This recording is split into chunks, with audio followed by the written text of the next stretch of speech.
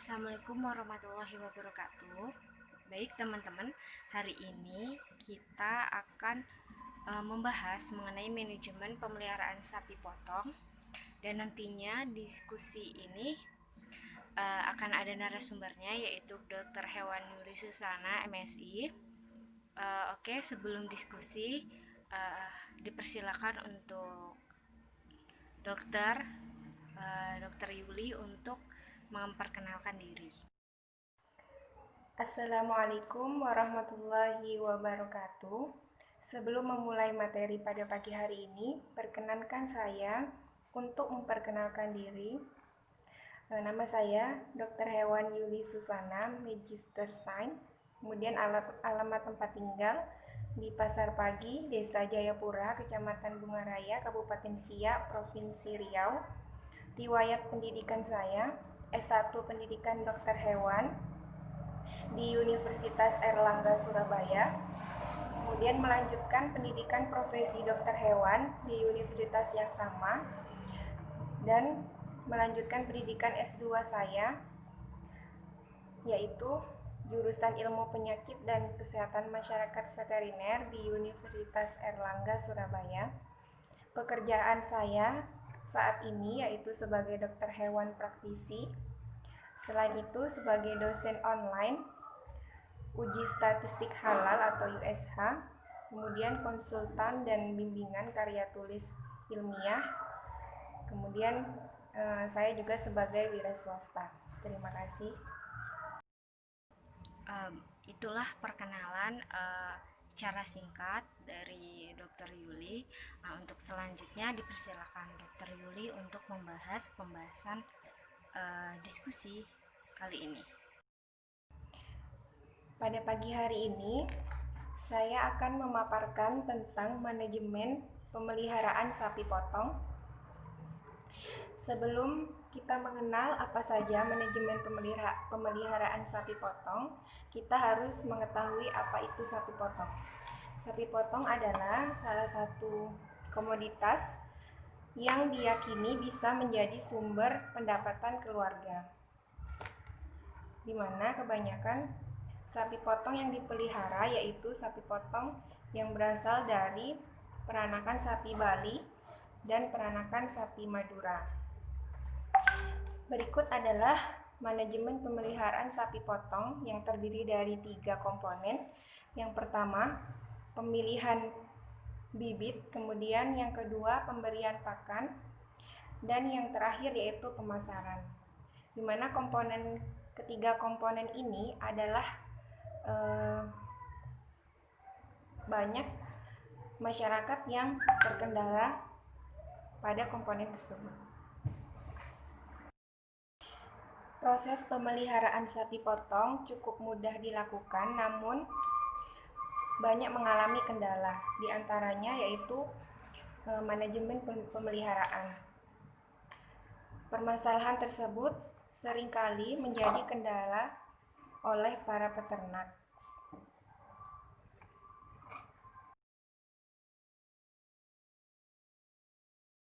Saya akan memaparkan komponen manajemen pemeliharaan sapi potong. Yang pertama yaitu pemilihan bibit, di mana sebelum kita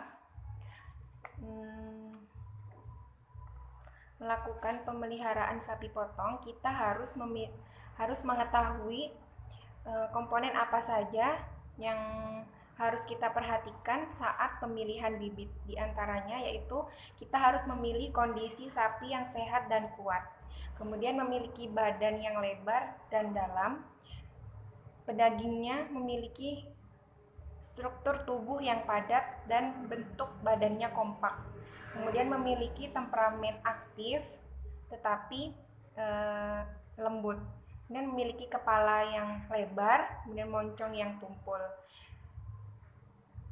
Berikut adalah pemilihan bibit pejantan, yaitu kita harus memperhatikan kesehatan fisik, kualitas semennya, kemudian kapasitas organ reproduksinya. Kemudian untuk pemilihan betina, kita harus memperhatikan kondisi fisik dan kesehatan, kemudian organ reproduksinya, kemudian ambingnya, di mana ambing sapi betina terdiri dari 4 buah. Kemudian bentuk dari ambingnya relatif besar dengan bentuk yang simetris.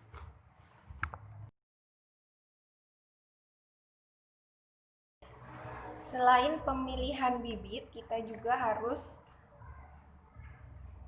memahami bagaimana keberadaan dan ukuran dari kandang sapi potong. Di mana kandang yang baik harus memperhatikan beberapa aspek, yaitu diantaranya yang pertama, cukup mendapatkan sinar matahari. Kemudian yang kedua, terdapat saluran untuk pembuangan kotoran dan penampung kotoran yang memadai. Kemudian yang ketiga, terbuat dari bahan yang cukup kuat dan tahan lama. Kemudian memiliki lantai kandang yang baik, seperti misalkan di semen atau dilapisi dengan jerami untuk menghangatkan badan ternak. Kemudian hendaknya kandang dilengkapi dengan tempat pakan dan air minum. Lantai juga harus diusahakan agak miring, kemiringannya sekitar 2 derajat ke arah pantat sapi atau bagian belakang sapi. Kemudian diusahakan agar kandang selalu kering dan hangat. Kemudian berikut adalah ukuran kandang yang ideal untuk setiap ekor sapi, yaitu untuk sapi induk dan bakalan. Ukurannya yaitu panjangnya 2 meter, kemudian lebarnya 1,5 meter per ekor. Kemudian pejantan 2 kali 1,5 meter persegi per ekor. Hampir sama ya ukurannya.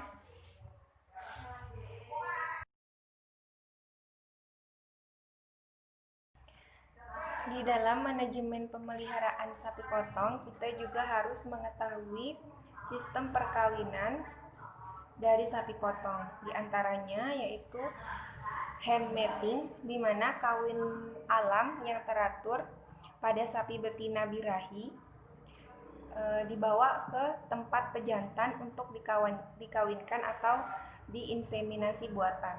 Kemudian ada istilah pasture mating, di mana jantan dan betina kawin alam di padang penggembalaan. Selain itu, kita juga harus mengetahui apa saja tanda-tanda birahi dari sapi potong betina, di mana yang pertama yaitu selalu gelisah, mencoba untuk menaiki sapi lain. Kemudian bagian organ vulva atau kemaluannya itu membesar dan memerah, serta keluar cairan lendir. Kemudian nafsu makan sedikit menurun.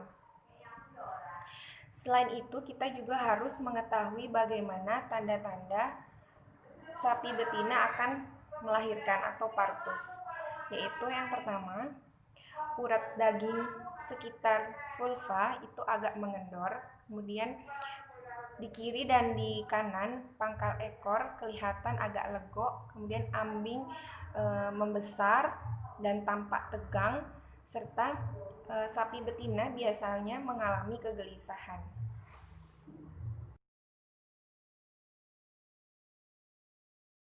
Manajemen pemeliharaan sapi potong yang selanjutnya, bagian komponen selanjutnya yaitu pemberian pakan, di mana pemeliharaan untuk sapi potong kita harus memiliki pakan yang memadai, karena pakan yang cukup dan memadai dan serta komposisinya juga seimbang ini sangat berpengaruh terhadap proses pemeliharaan sapi potong, karena sapi potong ini adalah sapi yang akan diambil dagingnya untuk kita konsumsi. Yang pertama, pakan hijauan biasanya mengandung serat kasar dengan nilai cerna yang rendah dan cukup memiliki protein. Contohnya seperti rumput gajah, rumput raja, benggala, staria, dan lain-lain. Jenis legume juga bisa digunakan sebagai pakan hijauan. Pakan hijauan biasanya diberikan dengan konsentrasi 10% dari berat badan sapi per hari, di mana hijauan diberikan sebagai campuran antara rumput dan kacang-kacangan dengan perbandingan 2/3 bagian rumput dengan 1/3 kacang-kacangan. Pakan hijauan biasanya diberikan 2-3 kali sehari. Kemudian pakan penguat atau pakan konsentrat juga dibutuhkan sebagai suplemen untuk melengkapi kandungan gizi yang tidak terdapat pada pakan hijauan. Pakan penguat atau konsentrat adalah merupakan campuran bahan yang disusun sedemikian rupa sesuai dengan kebutuhan hewan ternak yang dipelihara. Secara umum, jumlah makanan yang diberikan untuk seekor sapi setiap harinya yaitu hijauan 35 hingga 47 kg. Berat tersebut bervariasi menurut berat badan dan besar dari ternak sapi. Kemudian konsentrat yang diberikan sekitar 2 hingga 5 kg. Kemudian ada pakan tambahan sebesar 30-50 gram.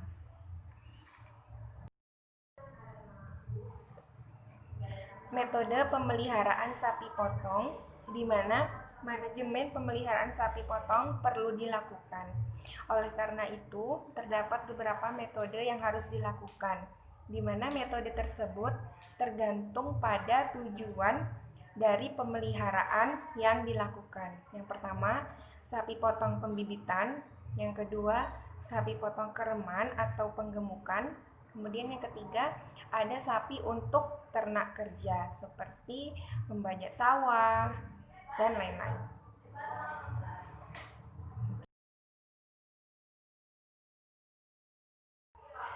Pemeliharaan sapi potong pembibitan, di mana sapi induk selain memberikan pakan yang baik, kita juga harus mengetahui bagaimana cara memelihara dengan kesehatan yang memadai, dan kita harus memperhatikan sistem perkawinannya sehingga induk dapat melahirkan setiap 1-8 bulan sekali.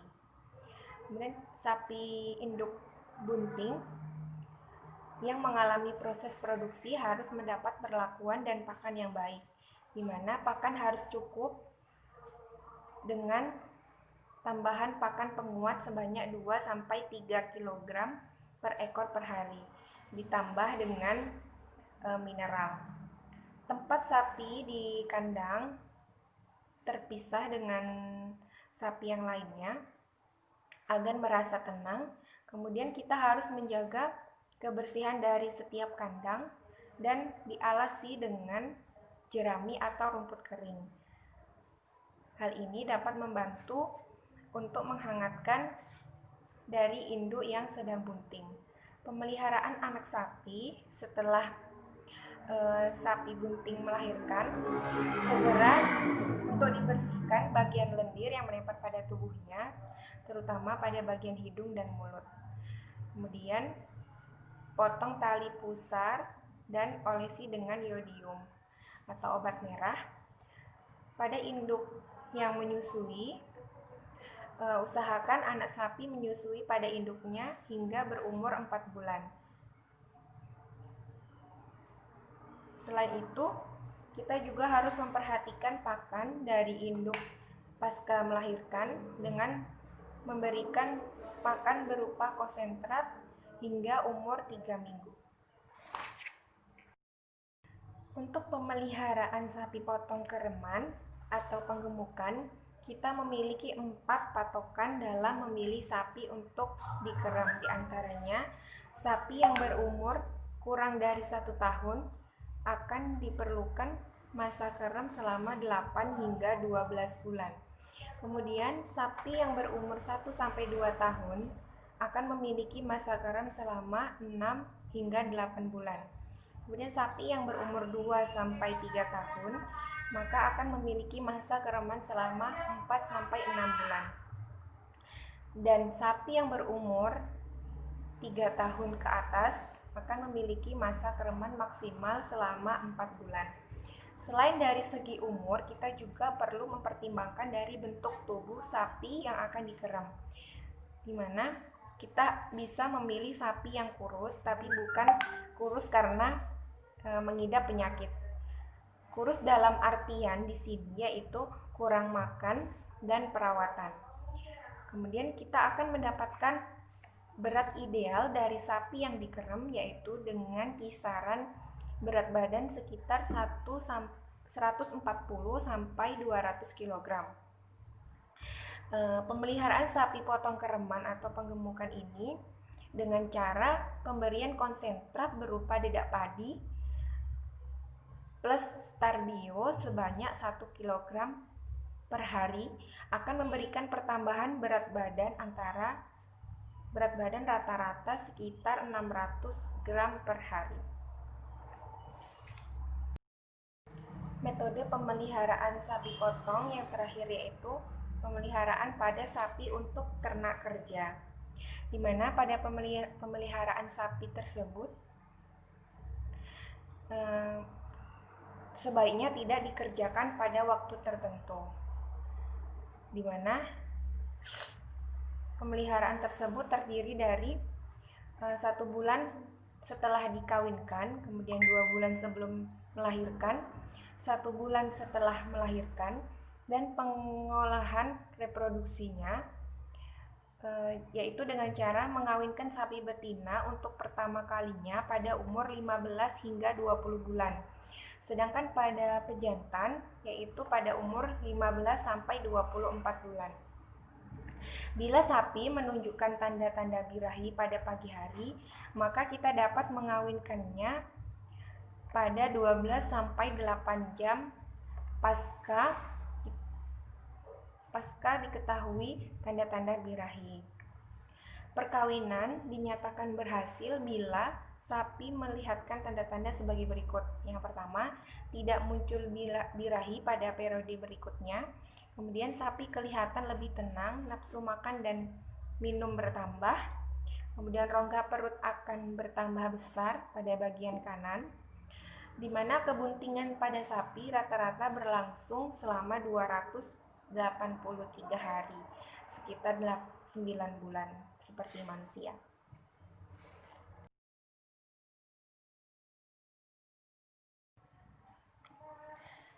Manajemen pemeliharaan sapi potong, selain pemilihan bibit, pemberian pakan, dan pemasaran, kita juga harus memperhatikan bagaimana cara pencegahan penyakit. Tindakan pencegahan dapat dilakukan dengan cara hindari kontak dengan ternak yang sakit, di mana apabila terdapat ternak yang sakit, maka kita harus memisahkan antara ternak yang sakit dengan ternak yang sehat. Kemudian tindakan selanjutnya yaitu usahakan kandang selalu dalam keadaan bersih.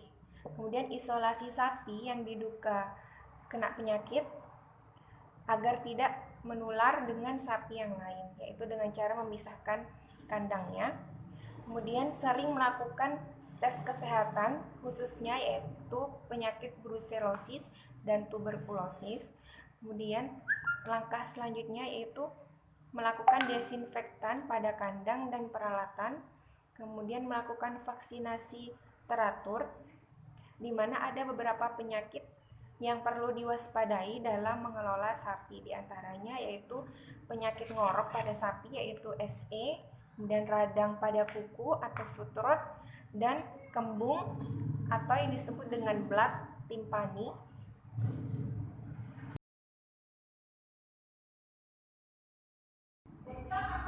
Penyakit tersebut adalah beberapa penyakit yang harus kita waspadai dalam pemeliharaan sapi potong. Manajemen pemeliharaan sapi potong yang terakhir yaitu pemasaran, di mana pemasaran adalah menjadi bagian terpenting dari pemeliharaan sapi potong, karena jika kita tidak menguasai pasar, maka hasil dari pemeliharaan sapi potong kita tidak akan memberikan manfaat apapun terhadap kita, karena kita memelihara sementara tidak ada yang mau membeli, itu bakalan percuma dan sia-sia. Pemasaran hasil ternak bisa dilakukan dengan cara mengkoordinasikan dengan kelompok tani atau koperasi yang ada di sekitar tempat pemeliharaan. Dengan demikian, biaya akan kita tanggung secara bersama-sama. Kemudian produk yang dapat kita pasarkan bisa berupa ternak hidup dan daging.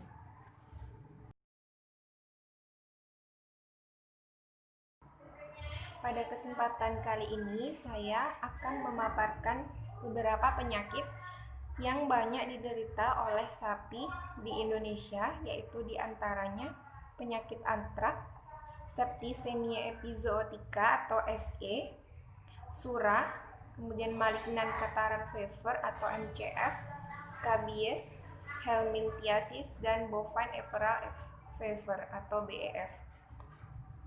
Yang pertama yaitu penyakit antrak atau radang limpa. Penyakit ini tergolong penyakit zoonosis yang disebabkan oleh bakteri Bacillus anthracis, di mana kuman antrak dapat membentuk spora dan tahan hidup berpuluh-puluh tahun di dalam tanah. Tahan terhadap kondisi lingkungan yang panas, tahan terhadap bahan kimia dan desinfektan. Oleh sebab itu, hewan yang mati karena antrak dilarang untuk dilakukan pembedahan pada bangkainya agar tidak membuka peluang bagi organisme tersebut untuk membentuk sebagai spora. Faktor-faktor yang mempercepat penularan penyakit ini adalah musim panas, kemudian kekurangan makanan dan keletihan. Penularan dari hewan ke hewan dapat terjadi lewat makanan dan minuman yang tercemar bakteri antrak, di mana infeksi pada hewan juga dapat berasal dari tanah yang tercemar oleh spora antrak. Bakteri antrak masuk ke dalam tubuh hewan melalui luka, terhirup bersama udara atau tertelan bersama makanan dan minuman. Penularan antrak ke manusia umumnya terjadi secara langsung, yaitu kontak dengan hewan penderita melalui luka atau bahan asal hewan seperti bulu yang terhirup melalui pernapasan dan melalui saluran pencernaan bagi orang yang memakan daging hewan penderita antrak. Gejala klinis yang dapat diamati pada hewan diantaranya yaitu umumnya penyakit ini bersifat akut dan perakut, disertai dengan infeksi secara menyeluruh.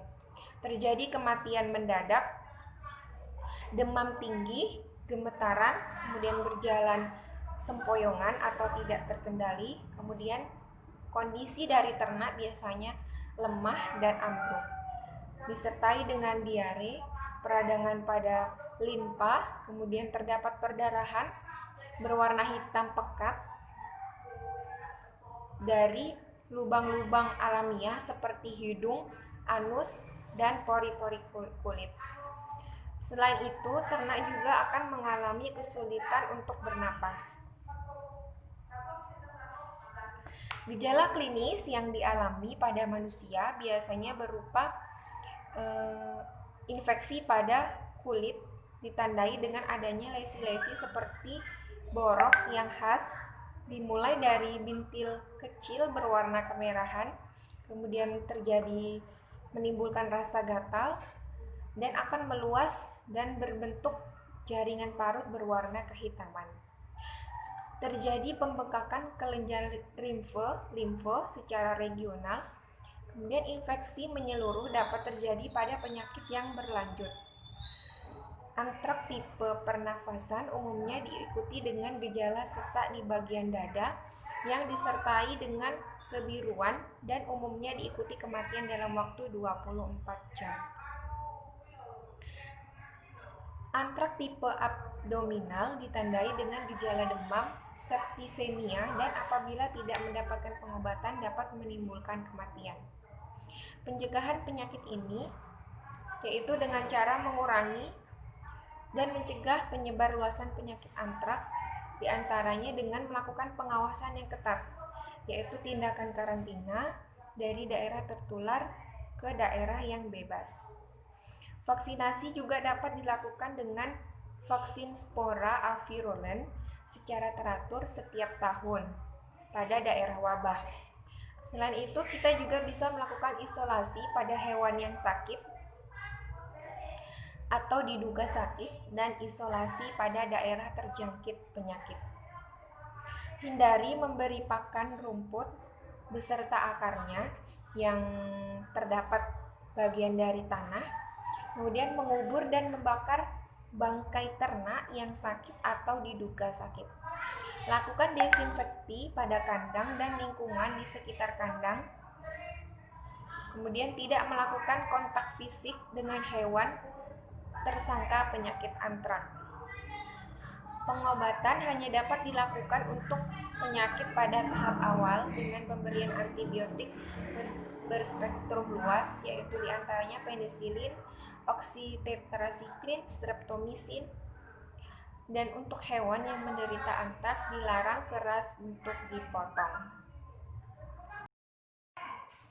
Penyakit selanjutnya yaitu septicemia epizootica atau SE ngorok, di mana penyebab penyakit ini adalah dari bakteri Pasteurella multocida serotip 6B dan 6E.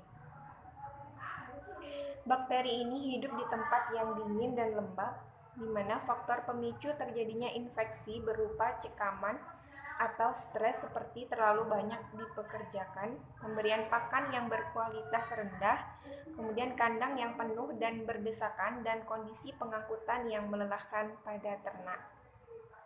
Penularan dari hewan sakit ke hewan yang sehat atau pembawa terjadi melalui kontak makanan dan minuman, serta alat-alat tercemar, ekskreta hewan penderita seperti air liur, urin, dan feses. Kuman atau bakteri yang jatuh pada tanah bila mendapatkan kondisi yang lembab dan dingin dapat berkembang dan menular pada hewan ternak yang digembalakan di tempat tersebut. Gejala klinis yang dapat diamati pada penyakit ngorok diantaranya yaitu keluar air liur secara terus-menerus, kemudian kesulitan untuk bernafas sehingga timbul seperti ngorok, kemudian kondisi tubuh lemas dan lesu, didapati suhu tubuh yang meningkat sekitar 41 derajat Celcius, kemudian tubuh bergemetar, selaput lendir tampak kemerahan, kemudian terdapat busung pada kepala, tenggorokan, leher, dan bagian bawah sampai bergelambir. Pada bentuk dada terdapat tanda-tanda peradangan paru yang diikuti dengan keluarnya ingus dan kesulitan untuk bernapas. Pada kondisi kronis, hewan akan menjadi kurus dan sering batuk. Kemudian terjadi gangguan pada nafsu makan. Pencegahan dari penyakit ini yaitu pada daerah bebas septicemia epizootica atau SE dilakukan karantina yang ketat terhadap pemasukan hewan serta memasukkan hewan ternak ke daerah tersebut. Kemudian selanjutnya bagi daerah tertular dilakukan vaksinasi terhadap ternak yang sehat dengan oil adjuvan setidaknya setahun sekali. Kemudian bangkai hewan yang sakit harus dibakar atau dikuburkan. Selain itu kita harus menjaga kebersihan kandang dengan melakukan desinfektan. Pengobatan dapat dilakukan dengan menggunakan antibiotik seperti oksitetrasiklin, streptomycin, atau preparat dari sulfa. Ternak yang tertular dapat dipotong dan dagingnya dapat dikonsumsi di bawah pengawasan dokter hewan. Jaringan yang sudah rusak seperti paru harus dibuang dan dimusnahkan dengan cara dibakar atau dikubur. Kemudian karkas yang sangat kurus karena penyakit harus dimusnahkan. Penyakit selanjutnya yaitu surah yang disebabkan oleh protozoa dari spesies Trypanosoma evansi, di mana penyakit surah merupakan penyakit parasit yang menginfeksi pada darah hewan ternak, di mana parasit ini memperoleh glukosa di dalam darah sehingga dapat menurunkan kadar glukosa darah pada induk semangnya. Menurunnya kondisi tubuh akibat stres, kemudian kurang pakan, kelelahan, kedinginan akan menjadi faktor pemicu kejadian penyakit ini. Penularan dapat terjadi secara mekanis dengan perantara lalat penghisap darah seperti Tabanidae, Stomoksis, Hematobia, serta jenis arthropoda lain seperti kutu dan pinjang. Gejala klinis yang dapat diamati pada penyakit surah diantaranya yaitu demam, lesu, lemah, nafsu makan menurun, kemudian lekas letih, terjadi anemia, kurus, bulu rontok, kemudian busung daerah dagu dan anggota gerak. Penyakit ini juga dapat mengakibatkan kematian. Pada daerah endemik ternak mungkin dapat terkena infeksi tetapi tidak terlihat adanya gejala. Selain itu, tanda-tanda klinis lainnya yaitu seperti sempoyongan, kejang, dan berputar-putar seperti penyakit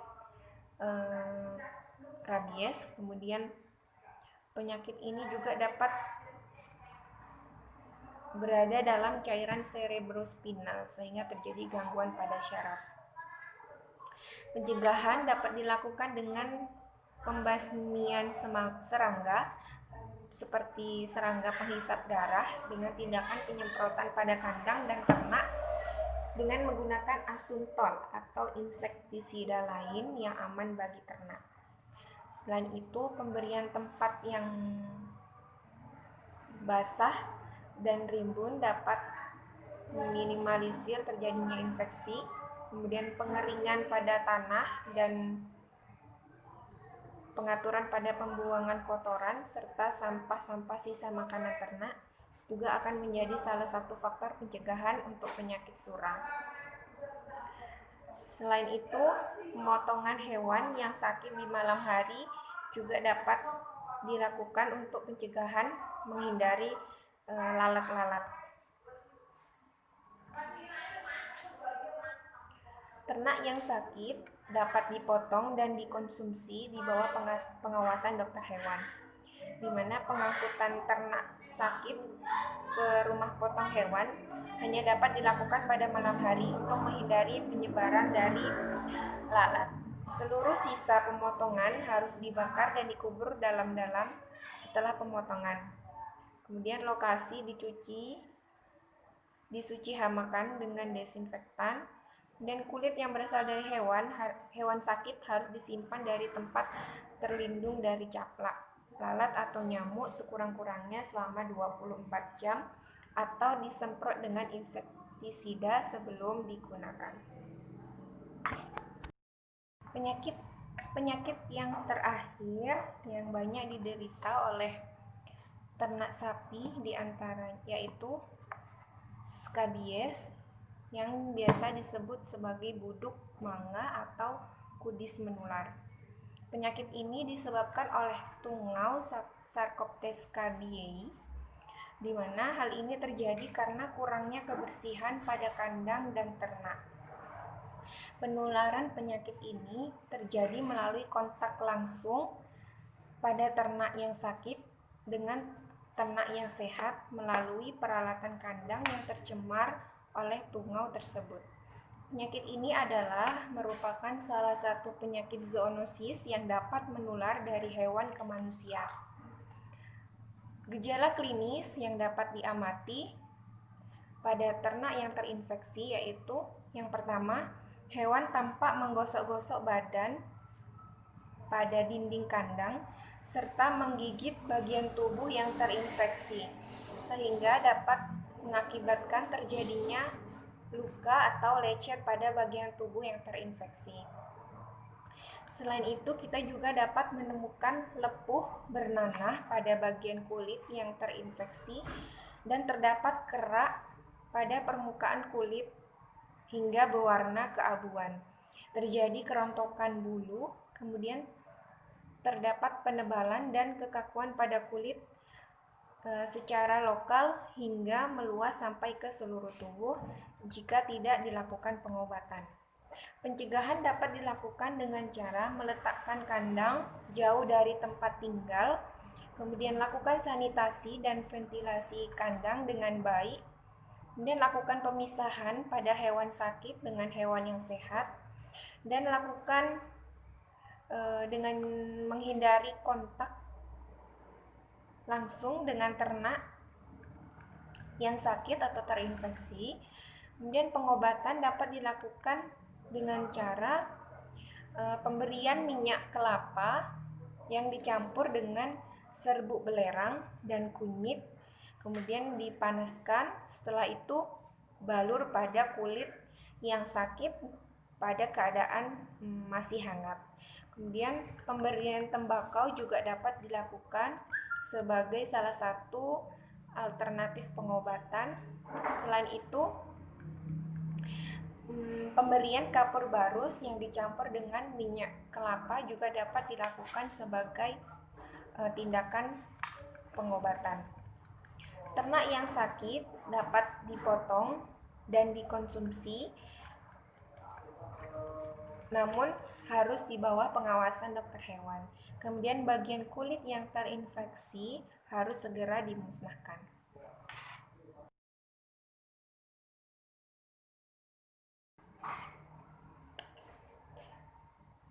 Pemaparan selanjutnya yaitu vaksinasi pada ternak, di mana tujuan dari vaksinasi adalah untuk memicu respon tubuh ternak dengan memasukkan agen penyebab penyakit dengan dosis tertentu dan diharapkan mampu merangsang reaksi kekebalan tubuh yang akan meningkatkan sistem kekebalan hewan atau ternak sehingga dapat bereaksi secara cepat dan efektif terhadap penyakit yang mungkin dapat menginfeksi ternak pada saat di lapangan.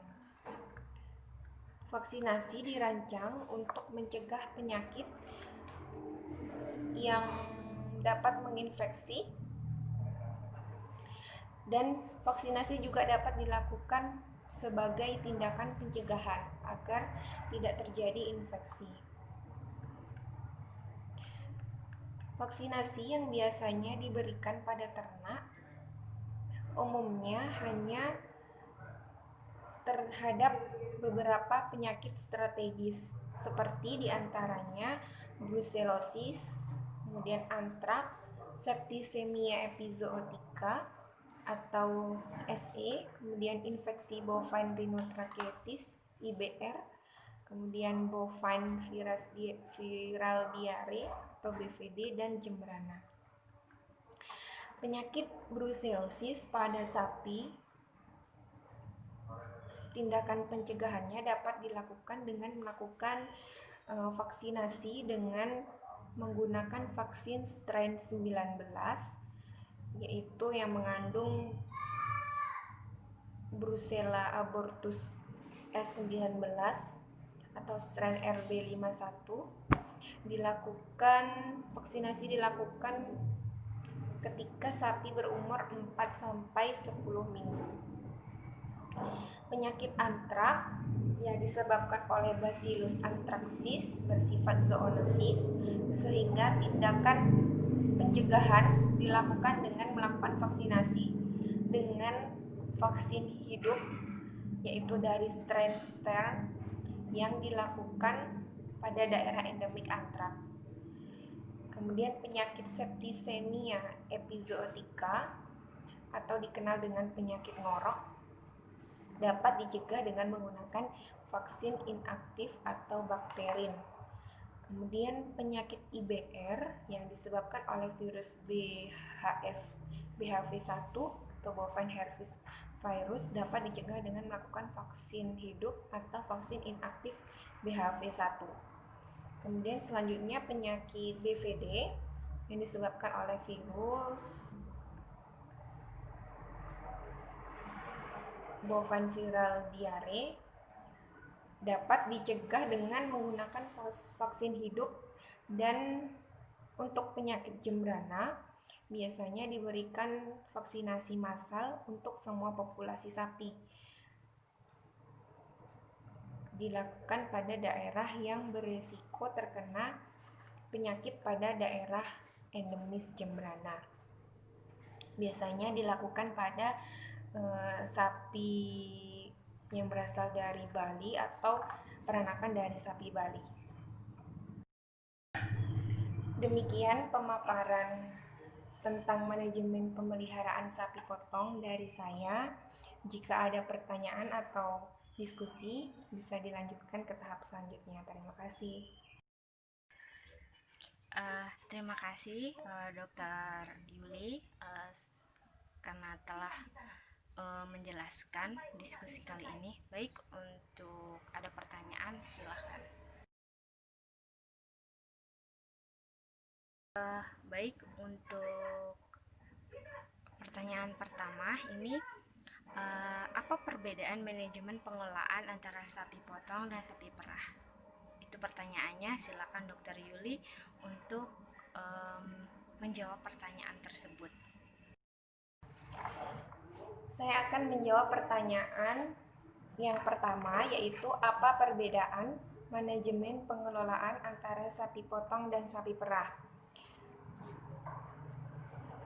Perbedaan manajemennya terletak pada pengelolaan susu, di mana pada sapi perah kita akan melakukan pemerahan pada pagi dan sore hari. Sementara pada sapi potong kita tidak melakukan hal tersebut. Kemudian untuk manajemen kandangnya hampir sama, kita harus memelihara kebersihan dari sapinya, kemudian dari lantai kandang. Selain itu, pemberian pakan juga agak sedikit berbeda pada sapi perah, di mana pada sapi perah kita akan membutuhkan banyak protein karena protein tersebut yang berasal dari pakan akan digunakan sebagai penghasil untuk susu, di mana susu tersebut akan kita konsumsi dan akan diperjualbelikan. Untuk pertanyaan yang kedua, yaitu ketika Idul Adha ada pemeriksaan untuk sapi potong. Nah, itu fungsinya untuk apa? Silakan Dokter Yuli untuk menjawab pertanyaan kedua ini. Pertanyaan yang kedua, pemeriksaan ketika Idul Adha, fungsi dari pemeriksaan hewan pada saat Idul Adha itu untuk apa? Yang pertama,